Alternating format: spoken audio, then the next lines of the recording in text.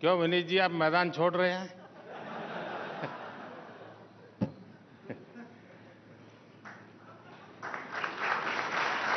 मैं आपको वादा करता हूं, मैं ऐसी कोई कमेंट नहीं करूंगा जो आपको तकलीफ दे।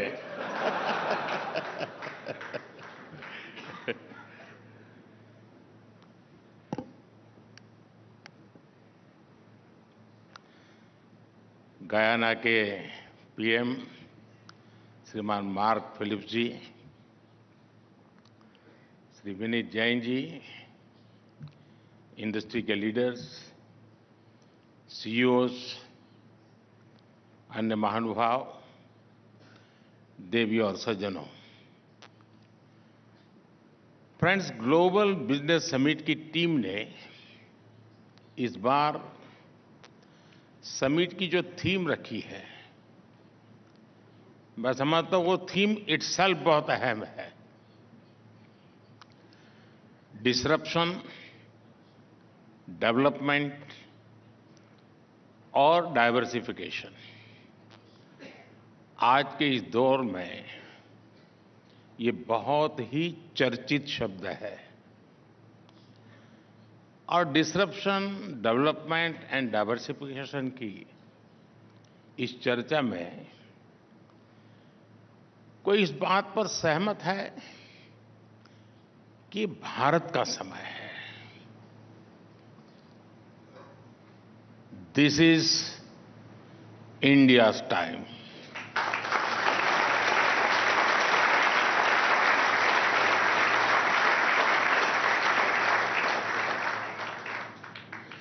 और पूरे विश्व का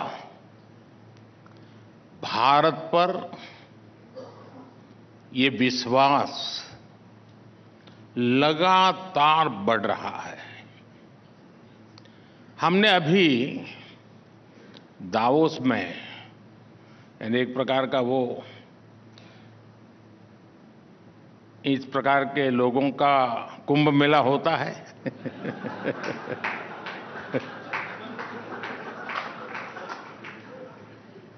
वहां लिक्विड कुछ और होता है। गंगा जल नहीं होता है वहां।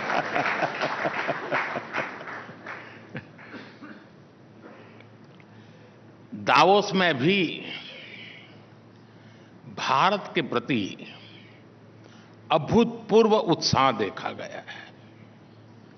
किसी ने कहा कि भारत एक अभूतपूर्व इकोनॉमिक सक्सेस स्टोरी है। ये जो दावोस में बोला जाता था, दुनिया के नीति निर्धारक बोल रहे थे। कोई बोला कि भारत का डिजिटल और फिजिकल इंफ्रास्ट्रक्चर नई ऊंचाई पर है। एक दिग्गज ने कहा कि दुनिया में अब कोई ऐसी जगह नहीं है जहां भारत का दबदबा न हो। एक बड़े पदाधिकारी ने तो भारत के सामर्थ्य की तुलना रेजिंग बुल से कर दी। आज दुनिया के हर डेवलपमेंट एक्सपर्ट ग्रुप में चर्चा है कि भारत 10 साल में ट्रांसफॉर्म हो चुका है। और अभी विनीत जी वर्णन कर रहे थे, उसमें काफी चीजें उसका जिक्र था। ये बातें दिखाती हैं कि आज दुनिया का भारत पर भरोसा कितना ज्यादा है।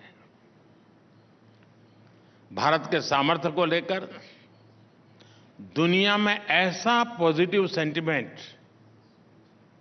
पहले कभी नहीं था। भारत की सफलता को लेकर दुनिया में ऐसा पॉजिटिव सेंटिमेंट शायद ही कभी किसी ने अनुभव किया हो। इसलिए ही लाल किले से मैंने कहा है, यही समय है, सही समय है।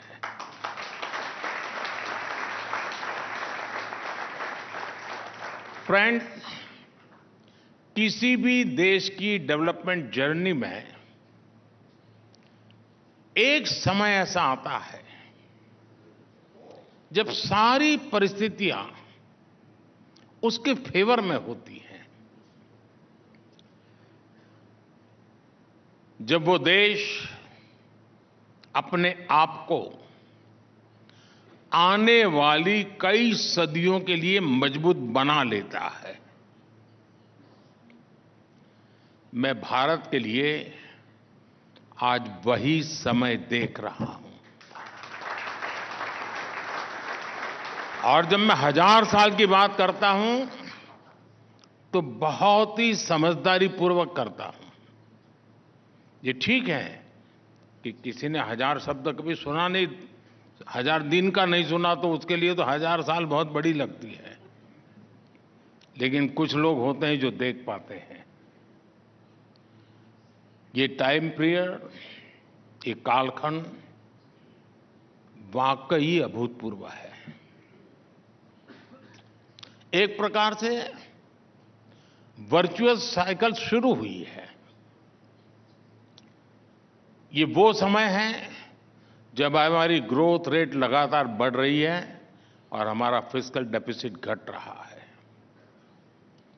ये वो समय है जब हमारा एक्सपोर्ट बढ़ रहा है और करंट अकाउंट डेफिसिट कम होती जा रही है। ये वो समय है जब हमारा प्रोडक्टिव इन्वेस्टमेंट रिकॉर्ड ऊंचाई पर है और महंगाई नियंत्रण में है। ये वो समय है जब अपॉर्चुनिटीज और इनकम दोनों बढ़ रही है और गरीबी कम हो रही है। ये वो समय है जब कंजम्पशन और कॉर्पोरेट प्रॉफिटेबिलिटी दोनों बढ़ रहे हैं और बैंक एनपीए में रिकॉर्ड कमी आई है। ये वो समय है जब प्रोडक्शन और प्रोडक्टिविटी दोनों में वृद्धि हो रही हो और ये वो समय है जब हमारे आलोचक ऑल टाइम लो है।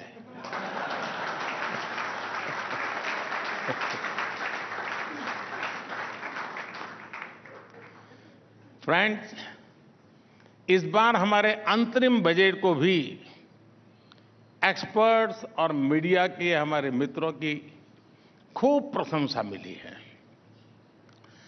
कई सारे एनालिस्ट ने भी इसकी प्रशंसा करते हुए कहा है कि ये लोक लुभावन बजट नहीं है। मेरे तारीफ का एक कारण ये भी है।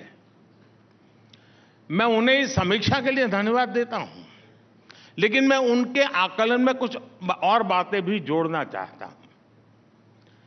कुछ मूल बातों की तरफ ध्यान आकर्षित करना चाहता हूं।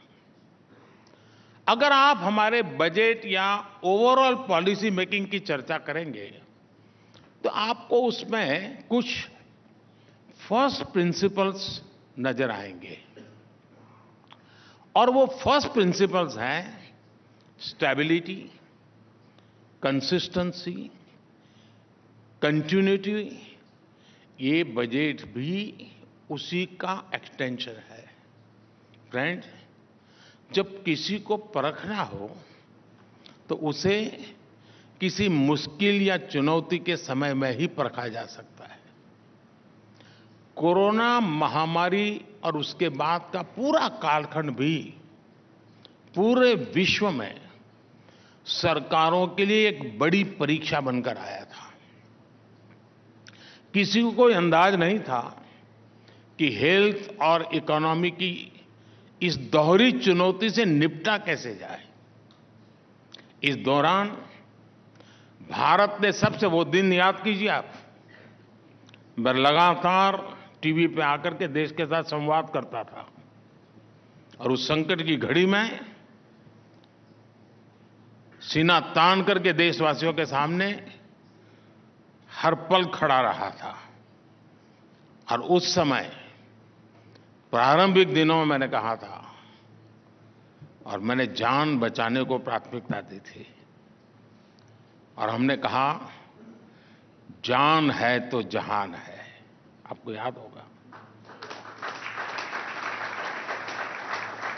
हमने जीवन बचाने वाले, संसाधन जुटाने में, लोगों को जागरूक करने में पूरी शक्ति लगा दी। सरकार ने गरीबों के लिए राशन मुफ्त कर दिया। हमने मेड इन इंडिया वैक्सीन पर फोकस किया। हमने ये भी सुनिश्चित किया कि तेजी से हर भारतीय तक ये वैक्सीन पहुंचे। जैसे ही इस अभियान ने गति पकड़ी, हमने कहा जान भी है, जहान भी है। हमने स्वास्थ्य और आजीविका दोनों ही डिमांड को एड्रेस किया। सरकार ने महिलाओं के बैंक खातों में सीधे पैसे भेजे। हमने रेहड़ी पटरी वालों, छोटे उद्योगपतियों को आर्थिक मदद दी। हमने खेती किसानी में दिक्कत ना आए, इसके लिए सारे उपाय किए। हमने आपदा को अवसर में बदलने का संकल्प लिया। मीडिया जगत के मेरे साथी उस समय के न्यूज़पेपर्स निकाल के देख सकते हैं। उस समय बड़े बड़े एक्सपर्ट्स की यही राय थी कि मनी प्रिंट करो, नोट छापो, ताकि डिमांड बढ़े और बिग बिजनेस को मदद दो। इंडस्ट्रियल हाउस वाले तो मुझे दबाव डाले, वो तो मैं समझ सकता हूं, वो तो आज भी डालेंगे। लेकिन सारे नोबेल प्राइज विनर भी मुझे यही कहते थे, दो बस यही चल रहा था। दुनिया की अनेक सरकारों ने ये रास्ता अपनाया भी था, लेकिन इस कदम से और भले कुछ हुआ नहीं, लेकिन हम देश की इकोनॉमी को हमारी मर्जी के हिसाब चला पाए। और महंगाई, उन लोगों का हाल ये था कि आज भी महंगाई को कंट्रोल नहीं कर पा रहे हैं। जो रास्ता उन्होंने चुना, उसके साइड इफेक्ट आज भी है। हम पर भी दबावने के बहुत प्रयास हुए थे। हमारे सामने भी ये सरल रास्ता था कि जो दुनिया कह रही है, जो दुनिया कर रही है, चलो हम भी उसमें बह चले। लेकिन हम जमीनी सच्चाइयों को जानते थे, हम समझते थे। हमने अनुभव के आधार पर अपने विवेक से कुछ निर्णय किए, और उसका जो नतीजा निकला, जिसकी आज दुनिया सराहना कर रही है, दुनिया उसका गौरवगान कर रही है। हमारी जिन नीतियों पर सवाल उठाए जा रहे थे, वो हमारी नीतियां साबित हुई। और आज इसलिए भारत की अर्थव्यवस्था इतनी मजबूत स्थिति में है। साथियों, हम एक वेलफेयर स्टेट है। देश के सामान्य मानवी का जीवन आसान हो, उसकी क्वालिटी ऑफ लाइफ सुधरे, ये हमारी प्राथमिकता है। हमने नई योजनाएं बनाई, वो तो स्वाभाविक है, बल्कि हमने ये भी सुनिश्चित किया कि हर पात्र लाभार्थी तक ये योजना का लाभ पहुंचना चाहिए। हमने सिर्फ वर्तमान पर ही नहीं, बल्कि देश के भविष्य पर भी इन्वेस्ट किया। आप ध्यान देंगे तो हमारे हर बजट में आपको 4 प्रमुख फैक्टर्स नजर आएंगे। पहला, कैपिटल एक्सपेंडिचर के रूप में रिकॉर्ड प्रोडक्टिव खर्च। दूसरा, वेलफेयर स्कीम्स पर अनप्रेसिडेंटेड निवेश। तीसरा, वेस्टफुल एक्सपेंडिचर पर कंट्रोल। और चौथा, फाइनेंशियल डिसिप्लिन। इन 4 बातों को आपने बराबर देखा होगा। हमने इन चारों विषयों में संतुलन बिठाया और चारों विषयों में ही तय लक्ष्य प्राप्त करके दिखाए। आज कुछ लोग हमसे पूछते हैं, ये काम हमने किया कैसे? इसके कई तरीके से मैं जवाब दे सकता हूं, और उनमें से एक अहम तरीका रहा है money saved is money earned का मंत्र। जैसे हमने प्रोजेक्ट तेजी से पूरा करके उन्हें समय पर खत्म करके भी देश के काफी पैसे बचाए। टाइम बाउंड तरीके से प्रोजेक्ट पूरे करना हमारी सरकार की पहचान बन रही है। मैं एक उदाहरण देता हूं। ईस्टर्न डेडिकेटेड फ्रेट कॉरिडोर 2008 में शुरू हुआ था। अगर पहले की सरकार ने तेजी से काम किया होता तो उसकी लागत 16,500 करोड़ रुपए होती। लेकिन ये पूरा हुआ पिछले साल, तब तक इसकी लागत बढ़कर 50,000 करोड़ रुपए से ज्यादा हो गई। इसी तरह आप असम के बोगी ब्रिज को भी जानते हैं। इसे साल 1998 में शुरू हुआ था और इसे 1100 करोड़ रुपए के खर्च से पूरा होना था, 1100 खर्च। आपको जानकर के हैरानी होगी क्या हुआ होता, लेकिन बाद में हम आए, हमने इसको जरा तेज गति लगाई। 98 से चल रहा था मामला, हमने 2018 में उसको पूरा किया। फिर भी जो 1100 करोड़ का मामला था वो 5,000 करोड़ पर पहुंच गया। मैं आपको ऐसे कितने ही प्रोजेक्ट गिना सकता हूं। पहले जो पैसा बर्बाद हो रहा था वो पैसा किसका था? वो पैसे किसी नेता की जेब से नहीं आ रहा था, वो पैसा देश का था, देश के टैक्स पेयर का पैसा था, आप लोगों का पैसा था। हमने टैक्स पेयर्स मनी का सम्मान किया। हमने परियोजनाओं को तय समय पर पूरा करने के लिए पूरी ताकत लगा दी। आप देखिए, नए संसद भवन का निर्माण कितनी तेजी से हुआ। कर्तव्य पथ हो, मुंबई का अटल सेतु हो, इनके निर्माण की गति देश ने देखी है। इसलिए ही आज देश कहता है जिस योजना का शिलान्यास मोदी करता है उसका लोकार्पण भी मोदी करता है।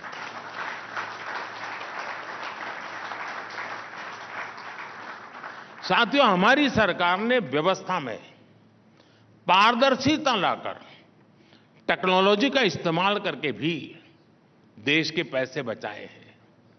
आप कल्पना कर सकते हैं, हमारे यहां कांग्रेस सरकार के समय से कागजों में, आप ये सुनकर के हैरान हो जाओगे, कागजों में 10 करोड़ ऐसे नाम चले आ रहे थे जो फर्जी लाभार्थी थे, ऐसे लाभार्थी जिनका जन्म नहीं हुआ था, ऐसे विधवाएं थी जो बेटी के भी पैदा ही नहीं हुई थी।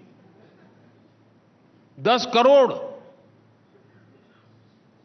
हमने ऐसे 10 करोड़ फर्जी नामों को कागजों से हटाया।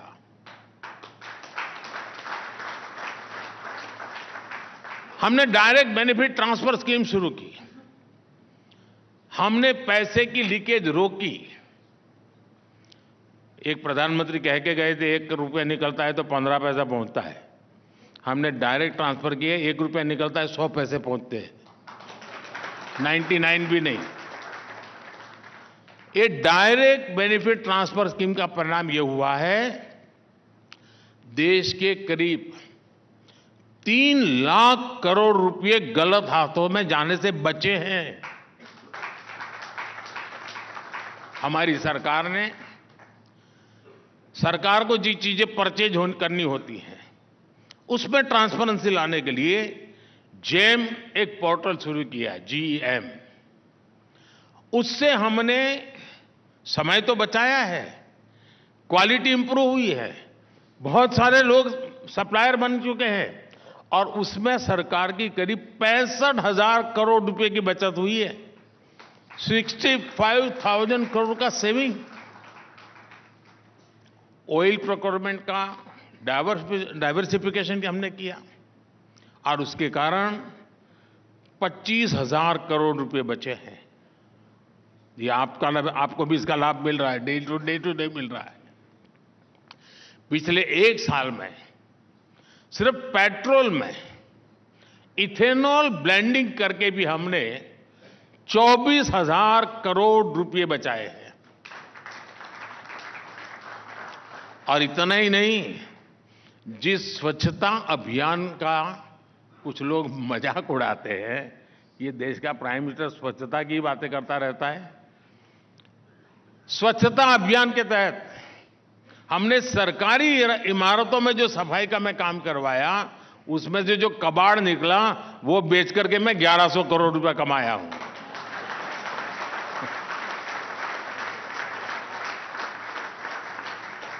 और साथियों, हमने अपनी योजनाओं को भी ऐसे बनाया कि देश के नागरिकों के पैसे बचे।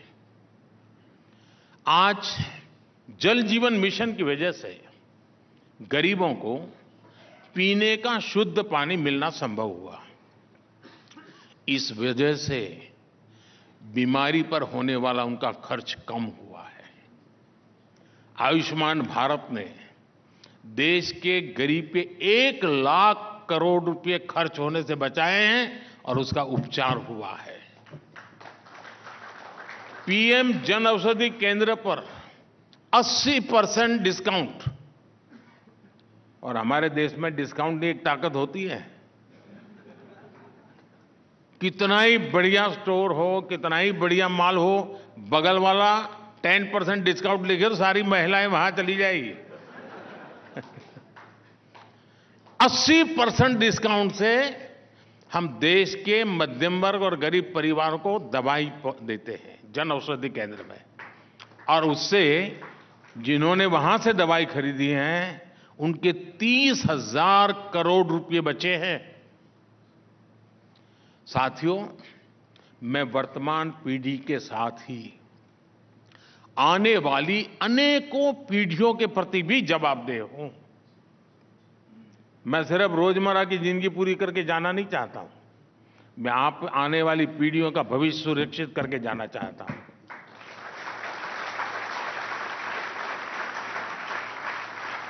साथियों, खजाना खाली करके 4 वोट ज्यादा पा लेने की राजनीति से मैं कोसों दूर रहता हूं, और इसलिए हमने नीतियों में, निर्णयों में वित्तीय प्रबंधन को सर्वोच्च प्राथमिकता दी है। मैं आपको एक छोटा सा उदाहरण दूंगा। बिजली को लेकर कुछ दलों की अप्रोच आपको पता है। वो अप्रोच देश की बिजली व्यवस्था को बर्बादी की तरफ ले जाने वाली है। मेरा तरीका उनसे भिन्न है। आपको पता ही है कि हमारी सरकार 1 करोड़ घरों के लिए रूफटॉप सोलर स्कीम लेकर आई है। इस स्कीम से लोग बिजली पैदा करके अपना बिजली बिल जीरो कर सकेंगे और ज्यादा बिजली बेचकर पैसा भी कमाएंगे। हमने सस्ते एलईडी बल्ब देने वाली उजाला योजना चलाकर, हमारे पहले की सरकार थी तब एलईडी बल्ब 400 रुपए में मिलता था। हमें आए तो स्थिति बन गई 40-50 रुपए मिलने लगा, और क्वालिटी सेम, कंपनी सेम।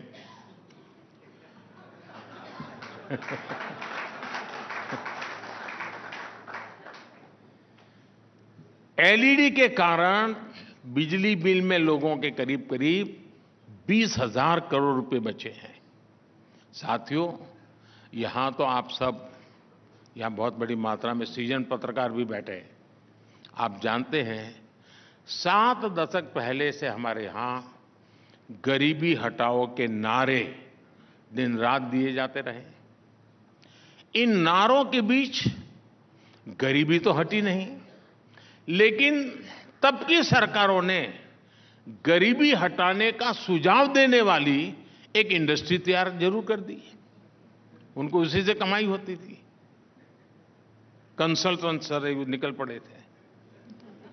इस इंडस्ट्री के लोग गरीबी दूर करने का हर बार नया नया फॉर्मूला बताते जाते थे और खुद करोड़पति बनते जाते थे, लेकिन देश गरीबी कम नहीं कर पाया। सालों तक एसी कमरों में बैठकर वाइन एंड चीज के साथ गरीबी हटाने के फॉर्मूले पर डिबेट होती रही और गरीब गरीब ही बना रहा।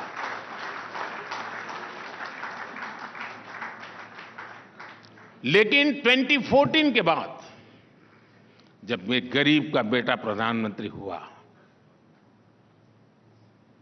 तो गरीबी के नाम पर चल रही ये इंडस्ट्री ठप हो गई। मैं गरीबी से निकलकर यहां पहुंचा हूं, इसलिए मुझे पता है कि गरीबी से लड़ाई कैसे लड़ी जाती है। हमारी सरकार ने गरीबी के खिलाफ लड़ाई अभियान शुरू किया। हर दिशा में काम शुरू किया, तो परिणाम यह आया कि पिछले 10 वर्षों में 25 करोड़ लोग गरीबी से बाहर आ गए। ये दिखाता है कि हमारी सरकार की नीतियां सही हैं, हमारी सरकार की दिशा सही है। इसी दिशा में आगे बढ़ते हुए हम देश की गरीबी कम करेंगे, अपने देश को विकसित बनाएंगे। साथियों, हमारा गवर्नेंस मॉडल 2 धाराओं पर एक साथ आगे बढ़ रहा है। एक तरफ हम 20वीं सदी की चुनौतियों को एड्रेस कर रहे हैं, जो हमें विरासत में मिली है, और दूसरी तरफ 21वीं सदी के एस्पिरेशंस को पूरा करने में हम जुटे हुए हैं। हमने कोई काम छोटा नहीं माना। दूसरी तरफ हम बड़ी से बड़ी चुनौती से टकराए, हमने बड़े लक्ष्यों को हासिल किया। हमारी सरकार ने अगर 11 करोड़ शौचालय बनाए हैं तो स्पेस सेक्टर में भी नई संभावनाएं बनाई है। हमारी सरकार अगर गरीबों को 4 करोड़ घर दिए हैं तो 10,000 से ज्यादा अटल टिंकरिंग लैब्स भी बनाए हैं। हमारी सरकार ने अगर 300 से ज्यादा मेडिकल कॉलेज बनाए हैं तो फ्रेट कॉरिडोर, डिफेंस कॉरिडोर का काम भी बहुत तेजी से चल रहा है। हमारी सरकार ने वंदे भारत ट्रेनें चलाई हैं तो दिल्ली समेत देश के कई शहरों में करीब 10,000 इलेक्ट्रिक बसें भी चलवाई है। हमारी सरकार ने करोड़ों भारतीयों को बैंकिंग से जोड़ा है, तो वहीं डिजिटल इंडिया से, फिनटेक से सुविधाओं का सेतु भी बनाया है। साथियों, इस हॉल में अभी देश दुनिया के तमाम विचारक और उद्योग जगत के गणमान्य महानुभाव बैठे हैं। आप अपने संस्थान के लिए टारगेट कैसे बनाते हैं? आपके लिए सफलता की परिभाषा क्या है? बहुत से लोग कहेंगे कि हम पिछले साल जहां थे वहां से अपना टारगेट तय करते हैं कि पहले 10 पर थे तो 12 पर जाएंगे, 13 पर जाएंगे, 15 पर जाएंगे। अगर 5-10% की ग्रोथ है तो इसको अच्छा मान लिया जाता है। मैं कहूंगा कि यही कर्स ऑफ इंक्रीमेंटल थिंकिंग है। ये इसलिए गलत है क्योंकि आप खुद को दायरे में बांध रहे हैं, क्योंकि आप खुद पर भरोसा करके अपनी गति से आगे नहीं बढ़ रहे हैं। मुझे याद है, मैं सरकार में आया था तो हमारी ब्यूरोक्रेसी भी इसी सोच में फंसी हुई थी। मैंने तय किया कि ब्यूरोक्रेसी को इस सोच से मैं बाहर निकालूंगा, तभी देश उस सोच से बाहर निकल पाएगा। मैंने पिछली सरकारों से कहीं ज्यादा स्पीड से, कहीं बड़े स्केल पर काम करना तय किया, और आज इसका परिणाम दुनिया देख रही है। कई ऐसे सेक्टर हैं जिनमें बीते 10 सालों में इतना काम हुआ है जितना पिछले 70 साल में, 7 दशक में नहीं हुआ है। यानी 7 दशक और 1 दशक की तुलना कीजिए आप। 2014 तक 7 दशक में करीब 20,000 किलोमीटर रेलवे लाइन का इलेक्ट्रिफिकेशन हुआ। 7 दशक में 20,000 किलोमीटर। हमने अपनी सरकार के 10 साल में 40,000 किलोमीटर से ज्यादा रेलवे लाइन का इलेक्ट्रिफिकेशन किया है।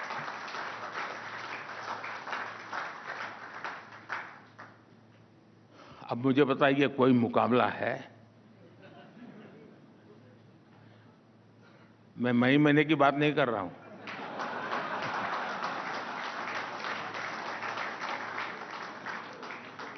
ट्वेंटी 2014 तक 7 दशक में 4 लेन या उससे अधिक के करीब 18,000 किलोमीटर नेशनल हाईवे बने। 18,000। हमने अपनी सरकार के 10 सालों में ऐसे करीब 30,000 किलोमीटर हाईवे बनाए हैं। 70 साल में 18,000 किलोमीटर, 10 साल में 30,000 किलोमीटर। अगर इंक्रीमेंटल सोच के साथ में काम करता तो कहां पहुंचता भाई। साथियों, 2014 तक 7 दशक में भारत में 250 किलोमीटर से भी कम मेट्रो रेल नेटवर्क बना था। बीते 10 सालों में हमने 650 किलोमीटर से ज्यादा का मेट्रो रेल नेटवर्क बनाया है।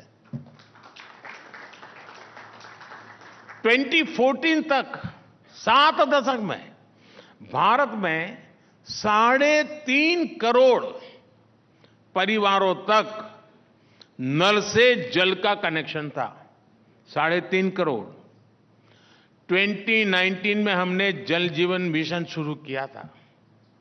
बीते 5 साल में ही हमने ग्रामीण इलाकों में 10 करोड़ से अधिक घरों तक नल से जल पहुंचा दिया। साथियों, 2014 के पहले के 10 साल में देश जिन नीतियों पर चला था वो वाकई देश को कंगाली की राह पर लेके जा रही थी। इस बारे में संसद के इसी सेशन में हमने भारत की आर्थिक स्थिति को लेकर के एक व्हाइट पेपर भी रखा है। आज उसकी चर्चा भी चल रही है। और मैं आज जब इतना बड़ा ऑडियंस है तो अपने मन की बात भी बता देता हूं। ये व्हाइट पेपर मैं जो आज लाया हूं ना, वो मैं 2014 में ला सकता था। राजनीतिक स्वार्थ अगर मुझे साधना होता तो वो आंकड़े मैं 10 साल पहले देश के सामने रख देता।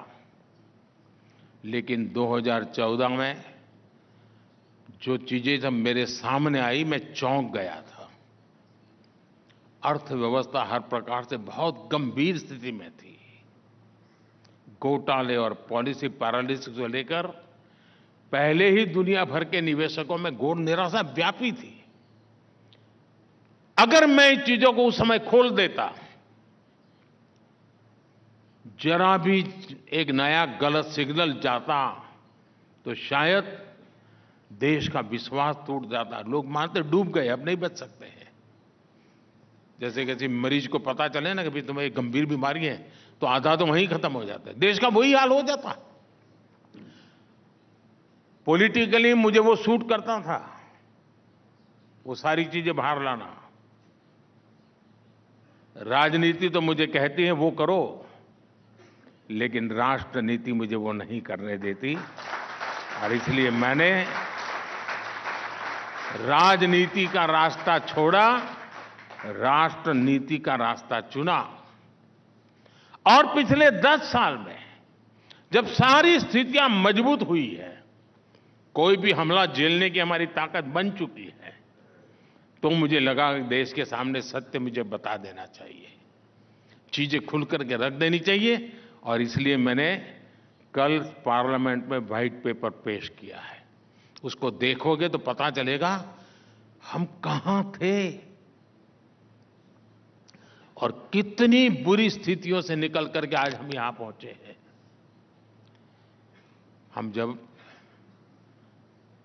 साथियों, आज आप भारत की उन्नति की नई ऊंचाई देख रहे हैं। हमारी सरकार ने अनेकविध काम किए हैं। और अभी मैं देख रहा था कि तीसरी इकोनॉमी हमारे विनीत जी बार बार कह रहे थे, और किसी को आशंका नहीं है। मैं देख रहा था, विनीत जी तो बहुत नम्रता से बोलते हैं, अत्यंत सॉफ्ट स्पोकन है, लेकिन फिर भी आप सब भरोसा करते हैं, हाँ यार हम तीसरे नंबर पर पहुंच जाएंगे। क्यों? बगल में मैं बैठा था।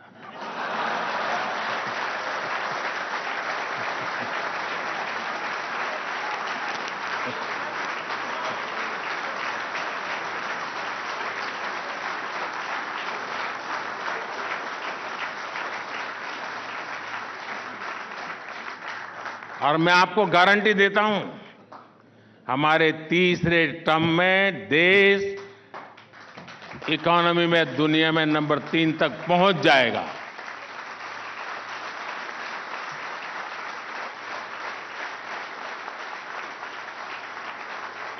और साथियों, आप ये भी तैयारी रखिए, मैं कोई चीज छिपाता नहीं हूं, हर एक को तैयारी करने का मौका भी देता हूं। लेकिन लोगों को क्या है कि लगता है ये जो पॉलिटिशियन है तो बोलते रहते हैं, लेकिन अब अनुभव मेरा हो गया है आपको, मैं ऐसे ही बोलता नहीं हूं। और इसलिए मैं बताता हूं, तीसरे टर्म में और भी बड़े फैसले होने जा रहे हैं।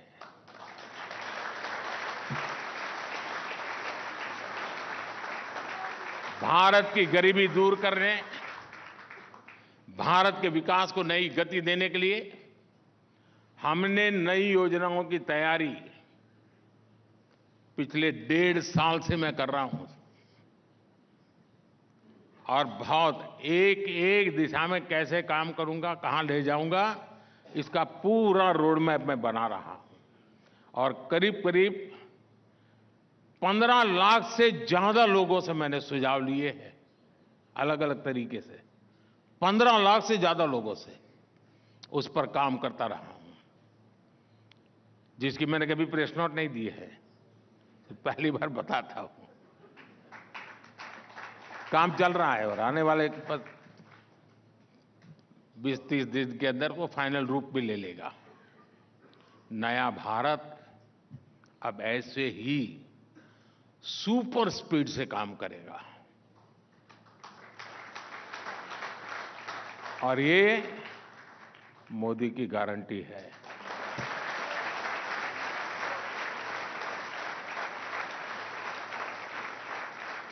मैं आशा करता हूं कि इस समिट में सकारात्मक चर्चाएं होगी, बहुत से अच्छे सुझाव निकल करके जाएंगे जो हमको भी, जो रोड मैप तैयार हो रहा है उसमें काम आएंगे। एक बार फिर इस आयोजन के लिए मेरी तरफ से ढेर सारी शुभकामनाएं। बहुत बहुत धन्यवाद।